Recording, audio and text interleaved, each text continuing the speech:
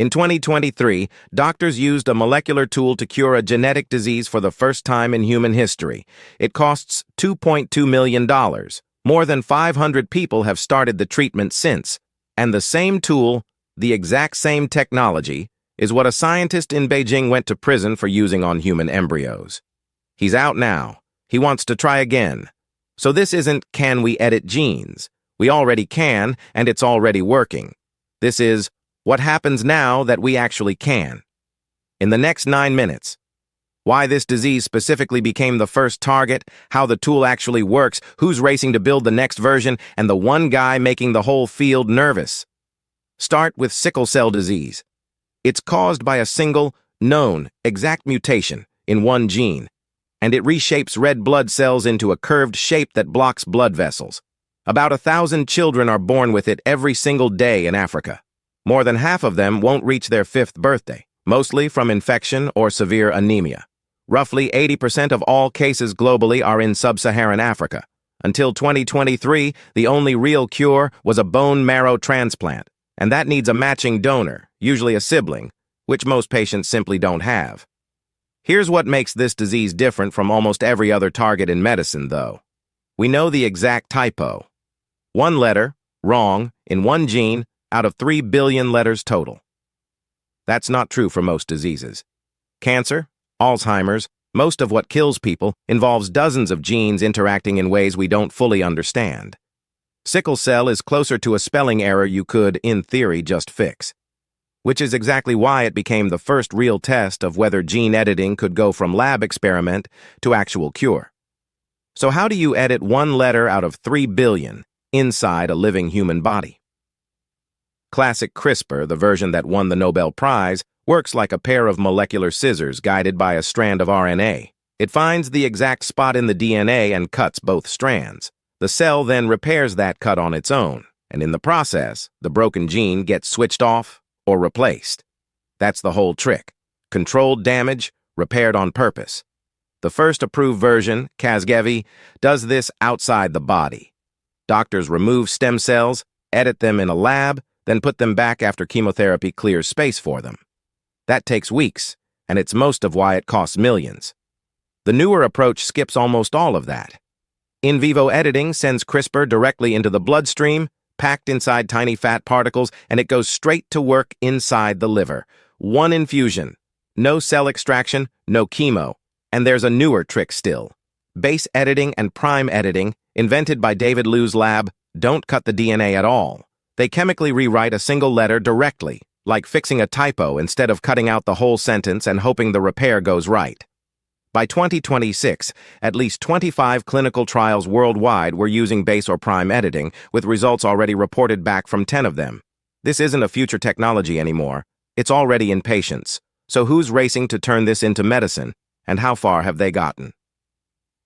CRISPR Therapeutics and Vertex Pharmaceuticals built Casgevy, the first one approved.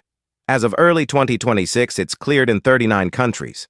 Revenue hit $76 million in the second quarter of 2026 alone, up 151% from a year earlier. The FDA just expanded approval down to children as young as 2, adding roughly 5,500 newly eligible patients in the U.S. Intellia Therapeutics is building the in vivo version. Their therapy, NextZ, showed sustained results in over 60 patients, some tracked past 12 months, for a heart and nerve disease called ATTR amyloidosis. It's heading into phase 3 now. Verve Therapeutics, now part of Eli Lilly, used base editing on a completely different target, cholesterol. One single dose cut the PCSK9 protein by up to 88% and LDL cholesterol by up to 62%, and the effect held for 18 months, published in the New England Journal of Medicine. And David Liu himself isn't just publishing papers anymore. He's building something called the Center for Genetic Surgery, aiming for personalized one-patient-at-a-time gene editing for rare diseases too small for any drug company to bother with. Target: 1,000 patients treated by 2030. That's a genuinely high-key ambitious goal for something this new. So with all that progress, what's actually stopping this from reaching everyone who needs it? Start with the boring obstacle: money. $2.2 million per patient. Similar gene therapies run $2 to $3 million. About 90% of U.S. patients get that reimbursed. Almost nobody in a low or middle-income country does, which is a brutal irony because 80% of sickle cell cases are exactly where the cure is least affordable. The cure exists. The bill doesn't fit the countries that need it most. That part is honestly kind of chuggy. If we're being real, a 2020s medical miracle gated behind a 2010s pricing model that nobody's fixed yet. Now here's the obstacle that isn't about money at all. In 2018, a scientist named He Jiankui used CRISPR on human embryos, without real ethical approval, and twin girls were born genetically altered for HIV resistance. The entire scientific world condemned it. He served 3 years in prison. As of January 2026, he's out running an independent lab in Beijing and has raised $7 million to try germline editing again, this time targeting a mutation linked to Alzheimer's protection. He says he needs about 2 more years of animal studies before seeking approval, reportedly outside China, since germline editing stays banned there. Same underlying tool that's curing sickle cell disease in Boston. Completely different, unresolved question about editing embryos that grow into actual people with changes that pass down to their kids. Nobody voted on where that line gets drawn. One guy is just deciding to test it. So zoom out. Where does all of this land? From one approved therapy in 2023 to somewhere between 250 and 300 gene editing trials tracked globally in 2026, with more than 50 actively recruiting patients right now. The real shift to watch isn't a single breakthrough, it's the move from ex vivo to in vivo. Fewer weeks in a lab, fewer hospital stays, potentially a real drop in cost over the next decade as the process gets simpler. Jennifer Doudna, who won the Nobel Prize for CRISPR itself, put the actual tension into words better than anyone else has. That's not a skibidi throwaway science fair line. That's the actual scientist who co-invented this on record, saying the hard part was never the chemistry. The tool that could end sickle cell disease as we know it, and the tool one man wants to use on embryos with no global oversight are the exact same 3 letters. CRISPR. The cure part, we basically solved.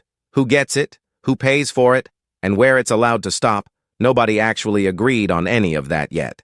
So, is gene editing a miracle or a warning? Honestly, in 2026, it's both, at the same time, and that's the actual story. If this one got you thinking, follow the channel. The next mini documentary comes with the same real sourced data, no hype either direction.